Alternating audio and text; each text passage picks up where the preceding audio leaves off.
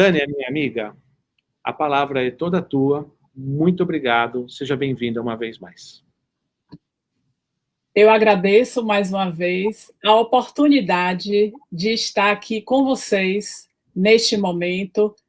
O Plenitude,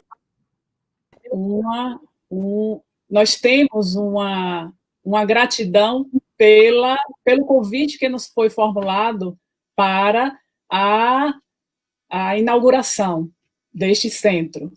E 2 anos e meio depois, estamos aqui mais uma vez, apesar de que há 2 anos nós tivemos aí no Plenitude fazendo uma palestra, e agora com este tema que nos foi inspirado para trazer até vocês, conforme nós apresentamos no início, mas para aqueles que chegaram depois, Vidas Vazias é o novo lançamento de Divaldo Franco pelo Espírito Joana de Ângeles. E o capítulo 6, ele é intitulado Convivência. Olha que tema nós vamos estar refletindo para este momento em que o mundo vive a presença de um vírus.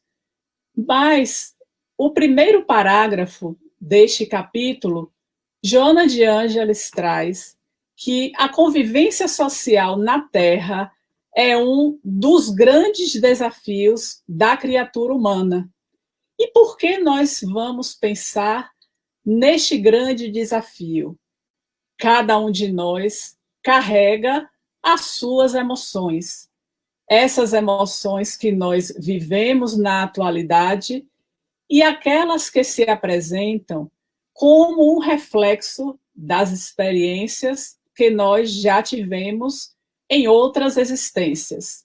E, na maneira como nós nos expressamos, nós vamos estar reagindo diferentemente conforme as experiências que nós entendemos no nosso cotidiano. Por exemplo, uma experiência que se apresenta na minha vida, eu posso ter uma reação emocional positiva, ou eu posso enxergar aquilo que acontece como uma provocação.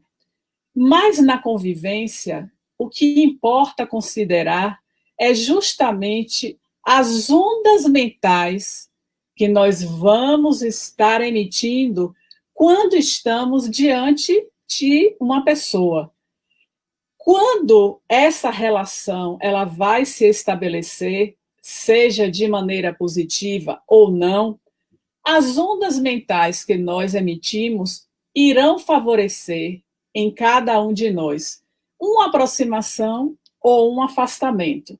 Então, vamos pensar.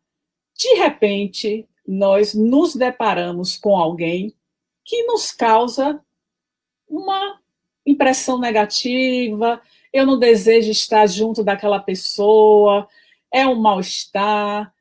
Isso se repete em novos encontros quando nos deparamos com aquela pessoa. Não podemos imaginar que isso acontece simplesmente por aquele encontro que nós estamos estabelecendo. Quando há algo que nos afasta de alguém, isso significa que aquela pessoa desperta em mim esta necessidade de afastamento. Então, esses pensamentos, estas ondas mentais que nós emitimos quando estamos diante de alguém, isso vai refletir em nossa necessidade de aproximação ou de afastamento. E aí é que vem a convivência. A convivência, ela tem, na sua origem, no latim, a palavra convivere, que é exatamente o estar com o outro, o estabelecer uma relação com o outro, mas há algo que nem sempre nós nos damos conta que é o estar convivendo consigo mesmo. Será que nós pensamos nesta convivência conosco? Como é que nós enxergamos o eu? Eu entendo os obstáculos que eu tenho, as minhas dificuldades, e como é que eu convivo com isso? Quando nós vamos pensar neste mergulho para o nosso íntimo, não há como desconsiderar a questão 919 de O Livro dos Espíritos. É uma questão que estamos sempre trazendo, porque ela precisa ser o disparador para as nossas experiências. Então, a pergunta vem: qual o meio prático e eficaz de se vencer nesta vida e resistir ao mal? A resposta: um sábio da antiguidade já vos disse: conhece-te a ti mesmo. E a questão 919A nos leva a este conhecimento de si mesmo. Na resposta que vem o comentário de Santo Agostinho: fazei o que eu fazia quando estive na terra. Ao final de cada dia, eu sempre fazia reflexões sobre o modo como me comportei, se alguém tinha queixa a fazer de mim. Nós temos conhecimento dessa questão, desta resposta com a formulação de perguntas que Santo Agostinho nos apresenta. Mas o quanto nós temos utilizado estes questionamentos no final do nosso dia para a nossa melhoria enquanto pessoas. Então, nós precisamos estar fazendo questões práticas, objetivas, inclusive para que nós possamos perceber quais são as nossas dificuldades. O que é que eu preciso melhorar? Porque em nosso processo de evolução consciente, se eu não identifico que aquilo precisa ser trabalhado em mim, de nada adianta que o outro que está convivendo comigo venha a apontar: olha, Tânia, você está precisando melhorar neste aspecto. Mas se eu, Tânia, não reconheço que aquele aspecto em mim precisa ser melhorado, eu não vou fazer o meu exercício para a melhora. Então, neste processo que nos indica Santo Agostinho, nós precisamos estar constantemente buscando esta reforma íntima, porque é a partir daí que, identificando as nossas mazelas, as nossas dificuldades e trabalhando cada uma delas, eu irei estar favorecendo uma melhor convivência. Porque, observe, quem gosta de estar diante de pessoas que só fala o negativo, só fala mal das pessoas, não consegue estabelecer em um diálogo algo que venha a agregar? Certamente, nós que já atingimos um patamar de consciência que nos mostra com quem devemos estar nos relacionando, não buscaremos estar estabelecendo relações com esse tipo de pessoa. É claro que, como seres humanos, nós que estamos no patamar mais elevado, temos o dever de estar auxiliando aqueles que estão na retaguarda.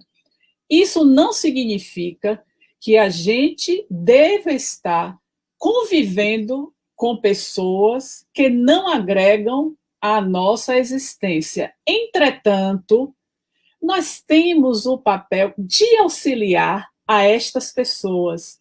De que maneira nós podemos fazer isso? Está auxiliando a que ela possa erguer, mostrando os caminhos do bem, os caminhos do amor, evidenciando que aquela postura só faz afastar outras pessoas do seu relacionamento. Entretanto, nós também sabemos que aquelas pessoas que têm esse tipo de comportamento também conseguem atrair para a sua convivência pessoas que se assemelham com as suas ondas mentais, com as suas ondas de pensamento. Então, isso tudo é muito fluido na atualidade. E nós, com o conhecimento que já adquirimos da doutrina espírita, que nos apresenta a imortalidade da alma, o mundo espiritual, a reencarnação nesse movimento de ir e vir, temos a responsabilidade de estar alavancando o progresso da humanidade. E isso vai acontecer mediante essas relações de convivência que estabelecemos com as pessoas. Essas relações, elas começam na família. Joana de Ângeles, no prefácio do livro Constelação Familiar, psicografia através de Divaldo Franco, ela coloca que a família é a base sobre a qual se ergue o imenso edifício da sociedade. No pequeno grupo doméstico, inicia as experiências da fraternidade universal.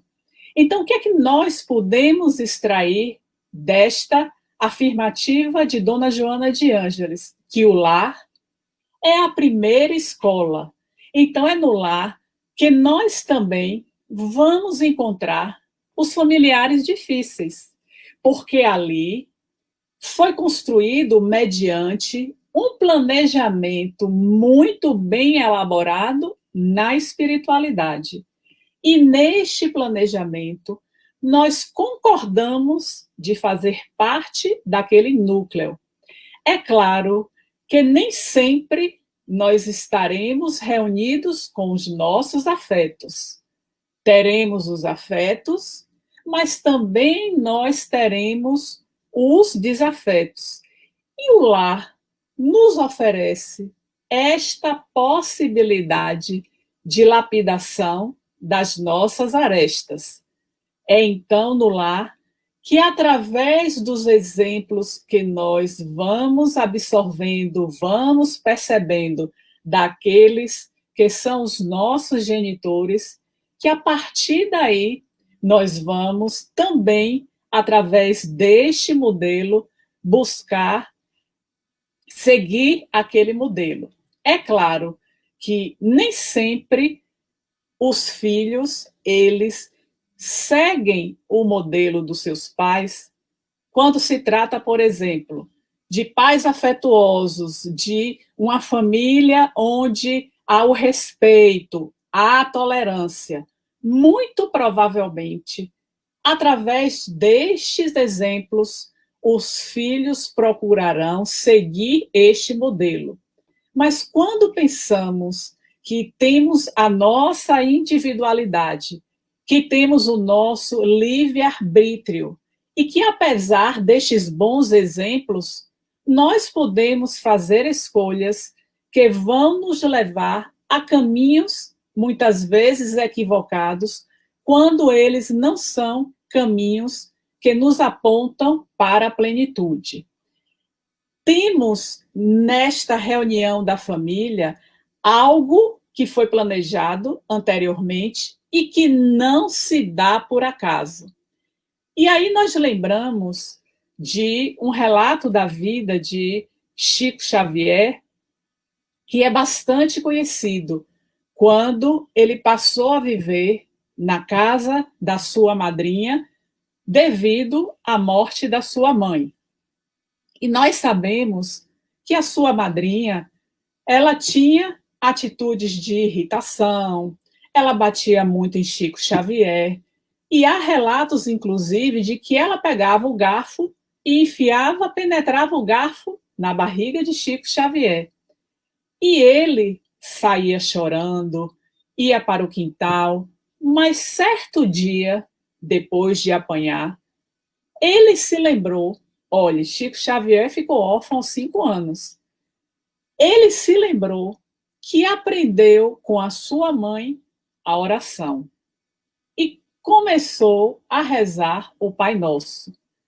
Quando ele terminou a oração, ele viu a presença da sua mãe junto a ele. Momentaneamente, ele não se deu conta de que a sua mãe havia desencarnado e atirou-se para ela e pediu a ela que o tirasse daquele local. E disse que a sua madrinha batia muito nele. O que foi que a mãe de Chico disse? Meu filho, você precisa se tornar forte para a sua trajetória. Tenha paciência, tenha tolerância com a sua madrinha. E se você me prometer que todos os dias vai rezar, eu estarei aqui junto a você. Olha que educação foi dada a este menino, que aos 5 anos, passando a morar na casa de uma madrinha, que o castigava, que o batia, mas que se recordou, mesmo criança, da oração, e que a sua mãe lhe orientou a orar. A oração, ela é exatamente aquilo que vai nos fortalecer. Como fortaleceu a Chico Xavier, porque depois deste encontro, ele continuou a apanhar da sua madrinha, a passar as mais duras privações, mas ele chorava e orava. E nesta oração, ele estabelecia este canal de comunicação com a sua mãe. Então, nessa história de Chico Xavier, a mãe nos mostra o exercício da paciência, o exercício da tolerância. Será que isto é fácil na convivência familiar, onde estão ali reunidos também os nossos desafetos? Sabemos que isso não é fácil. E é justamente nas nossas dificuldades que buscamos estar atravessando, suplantando através da oração. Então, neste exemplo de Chico Xavier, nós temos as indicações do exercício da paciência, do exercício da tolerância e do exercício da oração. E lembramos da questão 660 de O Livro dos Espíritos. A prece torna o homem melhor? E a resposta dos benfeitores, sim. Porque através da prece, Deus vai enviar os recursos para a coragem, para o fortalecimento, além de enviar os espíritos a nos auxiliar. Só que quando nós temos as nossas dificuldades que oramos, muitas vezes nós desejamos a resposta imediata àquelas aflições que nós estamos atravessando. E pensando nesta convivência familiar, quantas vezes nós nos deparamos diante de dificuldades e buscamos o exercício da oração? É preciso estar canalizando esta medida como recurso que irá nos favorecer na longa caminhada da nossa trajetória. Mas temos também, na família, o exercício do perdão. Porque se ali estão reunidos nossos desafetos, nós estaremos caminhando com os impulsos daquele que é o nosso desafeto para manter este laço de desafeto. Entretanto, se temos o conhecimento da imortalidade da alma, se sabemos que já transitamos em outras experiências e aquele que está na nossa família seja o nosso pai, a nossa mãe, o nosso irmão, o nosso filho, a nossa filha, que nos causa este dissabor, nós precisamos orar, pedindo a Deus que nos fortaleça para poder superar esta dificuldade que nós temos em relação ao outro. Porque Joana de Ângeles, inclusive, coloca no livro Constelação Familiar que a filha que se apresenta rebelde é aquela amante do passado que foi desprezada e chega através daquele pai que se apresenta como filha rebelde para que ele venha aos poucos diminuir aquela dor que carrega a filha pelo abandono, vem fazer com que ele tenha paciência e possa estar encaminhando-a para que saia daquela condição de rebeldia. Então, é o exercício que o pai vai precisar ter de paciência, de tolerância, de auxiliar aquela alma que se apresenta como filha rebelde para que ela possa dar o seu salto qualitativo. Porque a vítima, ela sempre vai estar indiretamente cobrando, uma vez que se encontra encarnada na convivência junto àquele outro espírito que foi o motivo do seu dissabor, da sua infelicidade. Então, quando estão juntos, eles vão ter a oportunidade de, na convivência, seja por qualquer tipo de laço, no contexto da família, para poder apagar aquelas mágoas, aqueles ressentimentos, aquele sentimento de abandono. Então, é justamente no seio familiar que tem dos afetos e os desafetos que os pais, eles precisam se trabalhar para que não haja distinção em relação ao amor que ele dedica ao filho, que ele dedica ao outro filho.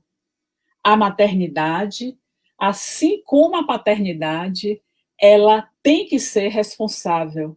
E justamente quando se assume a presença de um filho na existência, os pais precisam mudar os seus objetivos existenciais. E justamente quando acontece de chegar um novo filho, ele já tinha um, chega o segundo, chega o terceiro. Então, no meio deste número, que pode ser um, como pode ser 5, pode ser menos, não podemos, enquanto pais, evidenciarmos esta diferença em relação aos nossos filhos. É claro que muitos conseguem estar distinguindo, mas não demonstrando esta diferença. E por que se distingue? Porque o afeto que recebe de um, que tem uma relação afetiva anterior, não pode ser o mesmo que se recebe de outro, que no passado se constituiu como seu desafeto. Mas através desta compreensão, nós vamos nos trabalhando em nosso dia a dia para poder superar esta dificuldade que se apresenta em nossas relações, em nossa convivência. Porque a família, ela se apresenta como este laboratório de convivência de cada um de nós. E é neste modelo que nós, inicialmente, somos filhos, depois seremos pais, depois seremos avós, e temos que encontrar os caminhos para que as relações de afetividade possam se apresentar nas convivências que estabelecemos em nosso cotidiano.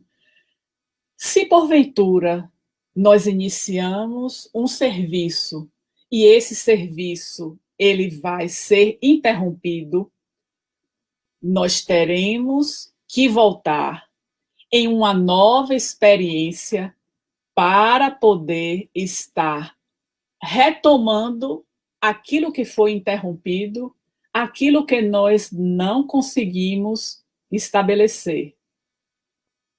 Tem um capítulo no livro Diretrizes para uma Vida Feliz, que é psicografia de Divaldo Franco, através do espírito Marco Prisco. O capítulo 10, intitulado Terapia do Amor. Este capítulo é muito interessante, porque ele retrata a experiência de se viver a descoberta de um filho ou de uma filha que está no mundo das drogas. E Marco Prisco, ele inicia dizendo: se você descobre que o seu filho fez esta opção, é preciso ter cuidado com a maneira como você vai se dirigir ao seu filho. Uma atitude de bondade, ela vale muito mais do que a forma áspera, colérica, que vamos dialogar sobre este assunto quando nós fazemos esta descoberta. E aí nós questionamos: é fácil para um pai, para uma mãe, descobrir que o seu filho ou a sua filha está no mundo das drogas? Claro que não é fácil. E a atitude é justamente essa de ficar com raiva, porque nós pais, nós sempre desejamos que os nossos filhos sejam os melhores, sejam bondosos, sejam amorosos, mas nem sempre os nossos filhos, eles se apresentam com aquilo que nós desejamos. E é justamente quando começam essas diferenças que os conflitos, eles também vão se estabelecer. Então, Marco Prisco coloca que nesta descoberta é preciso não fazer com que o seu filho ou sua filha ele se sinta mais dolorido com esta atitude que foi a escolha dele, para que, através da sua forma amorosa de se colocar perante ele, ele possa entender aquilo que ele buscou. E muitas vezes os pais, a depender do nível de uso da droga que esteja o seu filho, ele não vai ter condições de trabalhar com aquele ser. E pode sugerir a ação de um psicoterapeuta que saberá lidar talvez melhor do que o pai, do que a mãe. Mas também é preciso refletir: como é o meu lar? O que levou o meu filho àquela busca? Então, se o lar ele é afetivo, ele é rico de exemplos, e o filho fez aquela opção, então há algo naquela busca que deve ser descoberto. O porquê, diante de tanta bondade naquele contexto, aquele filho ou filha fez aquela escolha. Mas se, por outro lado, o lar é cheio de conflitos, cheio de brigas, então há um tumulto naquele contexto que pode ter sido o fator desencadeador para aquela busca. Então, se nós desejamos a mudança do nosso filho, é preciso que nós também tentemos mudar a psicosfera, o ambiente daquele lar, para que ele possa encontrar apoio, segurança. Uma outra recomendação de Marco Prisco em relação a esta questão é de que nós não coloquemos o nosso filho com essa questão em evidência em relação à família. E também não deveremos estar nos colocando como superiores em relação a ele. É preciso que nós, pais, também mostremos aos nossos filhos que nós erramos, que nós nos equivocamos, mas que nós não buscamos o uso da droga como solução para os nossos conflitos. E o exercício do amor. Todos os filhos, eles precisam se sentir amados. Quando nós oferecemos este amor incondicional aos nossos filhos, principalmente quando pequenos, este amor será capaz de oferecer a segurança emocional para os filhos, de maneira que eles possam, enquanto adultos, ter menos conflitos, porque eles foram bastante amados em sua fase de crescimento e desenvolvimento. Então, o amor, ele é capaz de modelar a convivência de uma família, conforme nós já falamos. Se os pais, eles dão os bons exemplos dentro de casa, isso significa que aqueles filhos que veem os bons exemplos, eles levarão para a sociedade a harmonia, aquilo que eles estão recebendo no contexto da família, e isso irá favorecer a convivência que ele estará estabelecendo no mundo, na sociedade.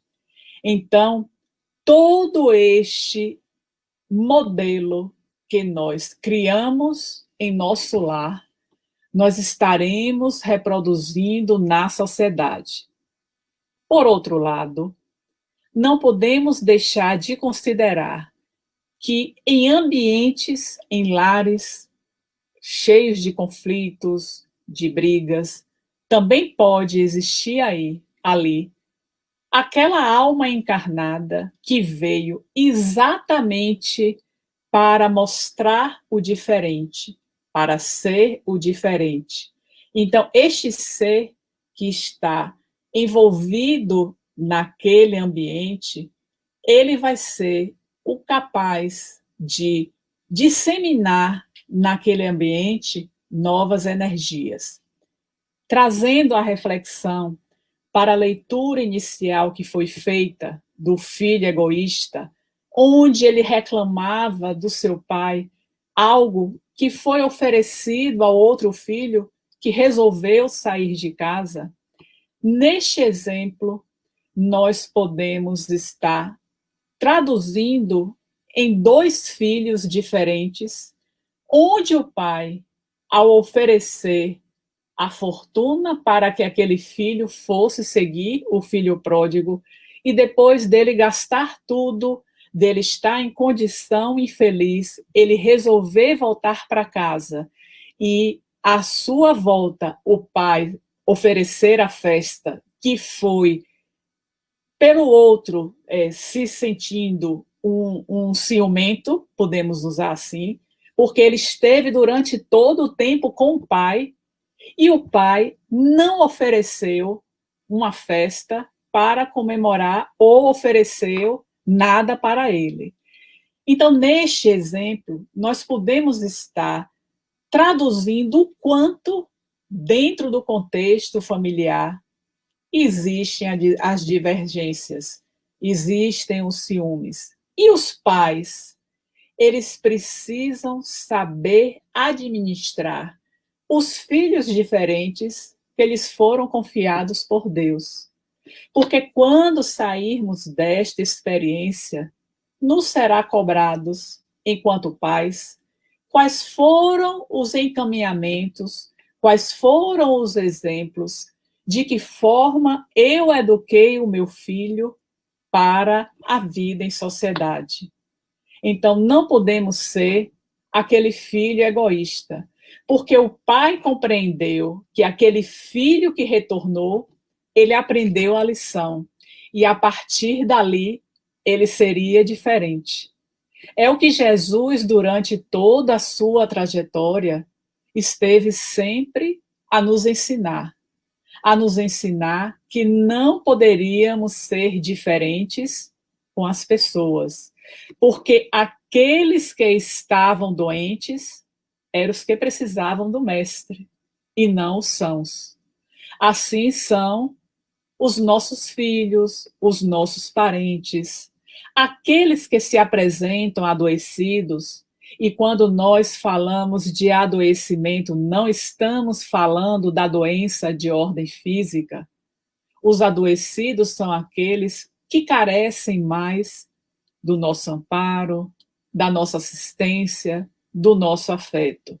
Entretanto, quando nós oferecemos mais atenção a este filho, aquele outro que está mais presente, que está mais próximo a nós, se sente diminuído. E é importante também, nesta convivência no seio familiar, nós observarmos, enquanto pais, que não podemos também estar exigindo muito daquele que sempre está ao nosso lado, favorecendo ao outro que não se manifesta, que não se apresenta, para que ele continue também naquela atitude. Enquanto pais, nós precisamos estar solicitando de maneira equivalente a todos aqueles filhos que foram educados por nós, que nós nos sacrificamos muitas vezes quando nós não podemos oferecer para eles uma melhor educação, uma melhor condição de vida por conta das nossas limitações. E neste momento que nós estamos vivendo de pandemia, também é importante estar atento para isso. E aí nós chamamos a atenção daqueles que são os mais envelhecidos, daqueles que, por conta da idade, é um fator de risco para a doença, e que são estes, não somente neste momento, mas que estão a necessitar de nós a maior atenção, o maior cuidado.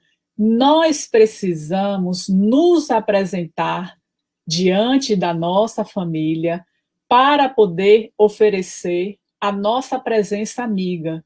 Quando falamos de presença amiga, estamos ampliando para a afetividade, para a solicitude, para que nós possamos, de fato, preencher as lacunas que o envelhecimento é capaz de estar se fazendo presente na vida das pessoas. Então, neste momento de pandemia, os idosos da nossa família, eles precisam mais da nossa atenção. E como filhos ou qualquer outro grau de parentesco, nós precisamos estar ligando para estas pessoas. Nós precisamos estar nos apresentando para poder facilitar a vida dessas pessoas. Às vezes, os nossos pais, os nossos avós, os nossos tios mais velhos, pela forma de vida que viveram, não conseguem pedir ou têm dificuldade de pedir. E nós, que somos mais jovens, também não nos colocamos à disposição. E o que é que o mestre, ele nos oferece ao largo da sua existência enquanto esteve aqui na Terra? É a presença, é a amizade, é estar junto, é um amparo. Isso nós vamos estar levando nas nossas experiências de convivência com o outro. Então, precisamos ser pessoas diferentes. Afinal de contas, de que maneira eu tenho exercitado a doutrina espírita e o evangelho de Jesus na minha existência? Mas saindo do contexto da família, vamos pensar também nesta convivência no contexto social, seja ele no trabalho, seja ele na casa espírita, seja ele com os nossos vizinhos, àqueles que estão mais próximos a nós. É preciso também se apresentar com uma postura diferenciada, porque nós também serviremos de exemplo para a sociedade no qual estamos inseridos em contextos diferenciados. E aí nos lembramos de Albert Schweitzer, também conhecido, o alemão que foi filósofo, teólogo, musicista, mas que aos 30 anos ele leu uma reportagem no jornal onde os africanos estavam padecendo em muitas doenças. E ele, após fazer a leitura daquela manchete, ele resolveu, aos 30 anos de idade, estudar medicina. Fez toda a sua formação e depois se especializou em doenças tropicais. A sua mulher, enfermeira, também estudou para poder ajudar ele, e após toda esta formação, ele resolveu se dirigir para a África, na cidade de Lambaréné, para ali ele fundar um hospital, o Hospital Albert Schweitzer. Mas o interessante na trajetória deste ícone, que foi Prêmio Nobel da Paz no ano de 1954, é que ele teve uma convivência muito diferente com aqueles africanos daquela cidade.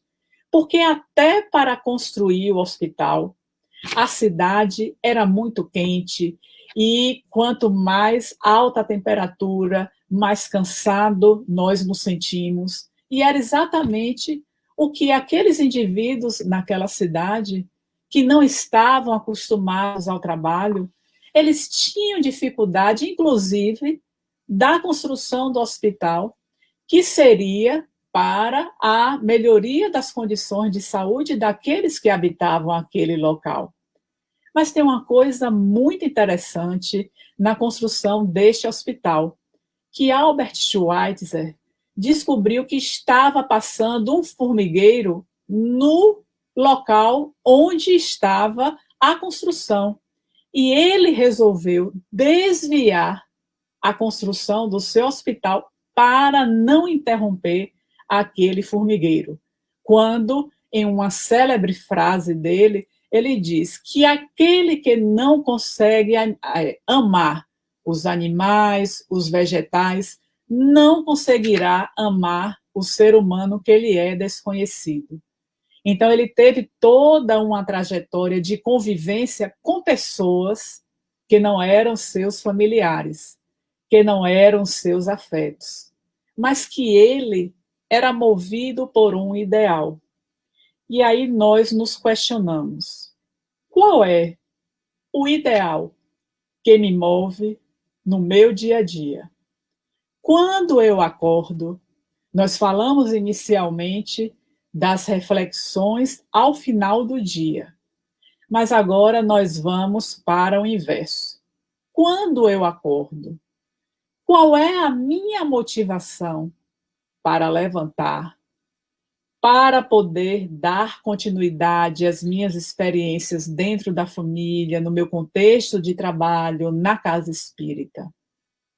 Dentre estas reflexões, eu também procuro fazer um mergulho para dentro de mim mesmo e encontrar aquele fluxo que irá me direcionar para vencer estes desafios, estes obstáculos, a convivência de cada um de nós, através deste mergulho íntimo para poder estar descobrindo o que reside ainda dentro de mim, que precisa ser trabalhado para que eu melhor possa conviver com o outro, com a sociedade, com a humanidade e com o nosso Pai.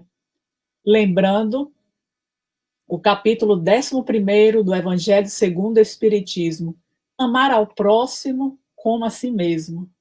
Então, em primeiro lugar, É preciso que eu me ame, para que, através deste exercício do amor a mim mesmo, eu possa estar levando este amor para a humanidade. A convivência, ela vai nos apontar os caminhos que precisaremos trilhar para vencer os nossos desafetos.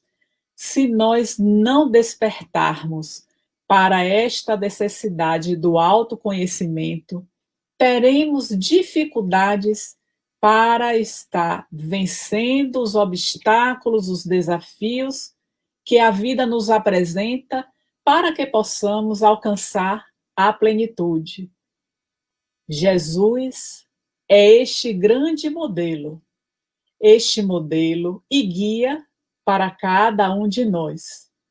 Quando ele disse, na narrativa de João, no capítulo 33, que é o final do capítulo, eu venci o mundo, ele estava dizendo que também enfrentou as dificuldades. Se nós pensarmos que Jesus, com seus 12 apóstolos, onde cada um deles tinha uma personalidade diferente, apresentava emoções diferentes. Lembrando que Simão Pedro era aquele que se apresentava o mais ciumento, porque diante de Jesus, como ele estava sempre muito próximo, ele também desejava que Jesus o tratasse de maneira diferenciada. Mas vamos observar neste modelo de Jesus, com os seus 12 discípulos, que tinha, conforme falamos, cada um uma personalidade diferente e difícil. Como será que foi este momento que Jesus viveu, que foi capaz de contornar estas personalidades juntos em uma convivência que tinha os seus atritos, mas que a mensagem do Mestre era capaz de vencer, de aparar todas as arestas de dificuldades que se apresentavam. Então, se temos vivido momentos difíceis neste contexto em que estamos mais para dentro do nosso lar, por que será que o Pai nos direcionou este momento? Porque a nossa família, ela estava em uma posição que não deveria estar. Nós entregamos os nossos filhos para que outros possam cuidar. E quando chegamos em casa cansados da nossa luta diária para a nossa sobrevivência e a da nossa família, que os filhos requerem de nós a atenção, a falar do dia que ele teve, como é que nós estamos? Cansados, estafados, e muitas vezes nós não oferecemos ao nosso filho aquele momento que ele precisa para o diálogo, para ouvir as suas queixas, para ouvir as suas dores. Então, nós fomos colocados neste momento para a convivência consigo mesmo, para a convivência com o outro, mas não podemos nos esquecer de que fomos convocados para o mergulho interior em busca do nosso Pai. Temos dedicado os momentos necessários para essa busca ao nosso Pai, para esta busca dos exemplos do Mestre Jesus se traduzirem nos passos da nossa existência, é um momento que precisamos parar, que precisamos trazer a história de Chico Xavier, que mesmo diante das dificuldades quando criança, ele encontrou na oração o seu refúgio. Todos nós quando sairmos desta experiência, nós estaremos perante o tribunal divino, prestando contas do que nos foi confiado e que nós abraçamos como uma oportunidade única para galgarmos um degrau a mais em nosso processo evolutivo. Então, a convivência nos conclama a nos tornarmos pessoas melhores, mais conscientes, mais dedicadas e devotadas ao trabalho com o próximo. O chamado foi feito. Depende de cada um de nós a escolha que iremos fazer e que já temos feito, porque estamos lançando as sementes ao solo da nossa existência. E de que maneira será a nossa semeadura, a nossa colheita? Só depende de cada um de nós mudar aquilo que se faz necessário para vencer e seguir confiante, com a certeza de que o Pai deseja o melhor para cada um de nós. Se hoje estamos inseridos em uma família que apresenta as mais variadas dificuldades de convivência, compete a nós, que somos conhecedores de todos os aspectos que se apresentam na nossa doutrina espírita, para poder dar o exemplo, para poder ser o diferente e poder ser reconhecido como discípulo de Jesus. O Mestre está de braços abertos a cada um de nós, a todo instante. A nossa convivência com Jesus, mais próxima, só depende de cada um de nós. Então, vamos escolher estar junto, conviver com o Mestre, porque sabemos que quanto mais intensa for esta convivência, menores serão as nossas dores.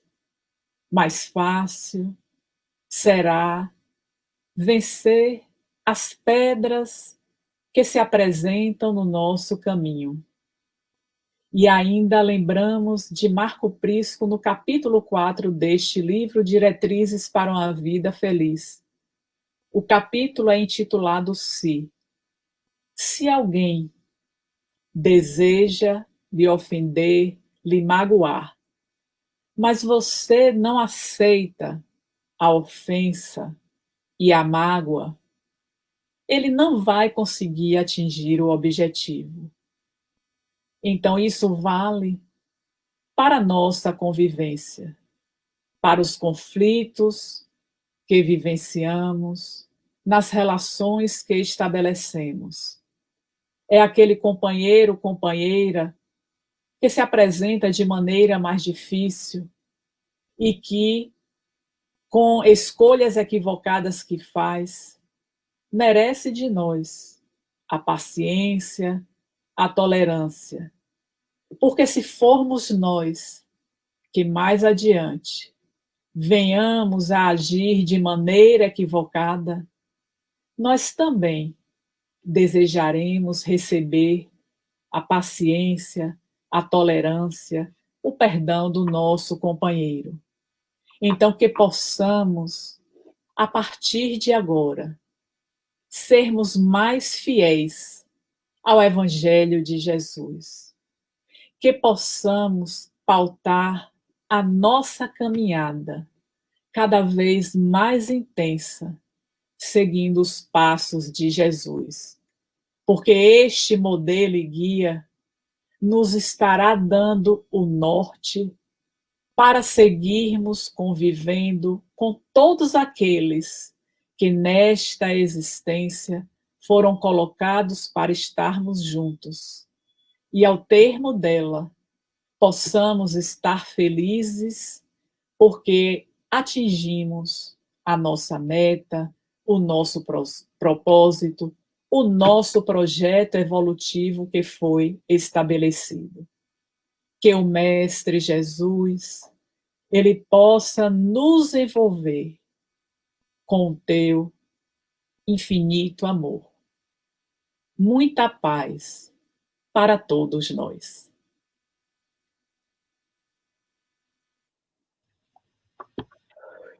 Tânia, boa noite. Que coisa maravilhosa, que palestra linda. E você sabe que enquanto você falava, eu estava aqui refletindo sobre o momento que nós vivemos, esse momento de sermos forçados para dentro das nossas casas, para que nós possamos exercitar essa convivência. E eu pensava assim, mesmo com todo esse pandemônio acontecendo lá fora, com toda essa bagunça que nós temos no mundo, a gente pode perceber o quanto o Pai é misericordioso e amantíssimo, porque Ele nos forçou de uma maneira sutil que pudéssemos voltar para as nossas convivências, familiares principalmente, e nos manteve assim de uma maneira até nos dando o tempo para que nós pudéssemos trabalhar. Então, todas essas situações, há uma razão para tudo que acontece. Tudo está no plano divino. E a execução desse plano foi absolutamente perfeita para que a gente pudesse exercitar a nossa convivência. Obrigado pelos esclarecimentos que você trouxe na noite de hoje. Eu é que agradeço. Eu lembrei muito, durante a minha exposição, do momento que eu estive aí na inauguração do Plenitude. E veio à minha mente algumas pessoas que, inclusive, fizeram parte da minha trajetória, seja me pegando no aeroporto, seja me recebendo na sua casa. E lembrei também daquele momento que tivemos um almoço na sua casa, onde estabelecemos mais contatos próximos, que é isso que nós precisamos na atualidade, nos permitir estar junto do outro, independente se seja em algum evento, em um almoço, porque nós estamos vendo que muitas pessoas estão adoecidas.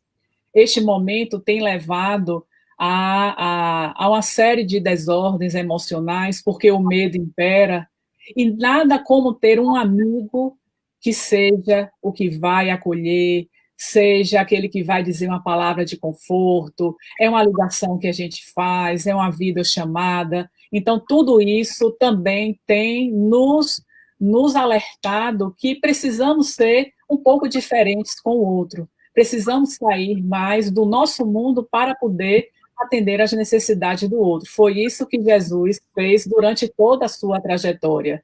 Não somente aqueles que o buscavam, mas que durante a sua caminhada ele estava encontrando e ele estava oferecendo o seu amor, o seu apoio, aquilo que a pessoa precisava. Muito bom, maravilhoso. Muito obrigado uma vez mais, Tânia.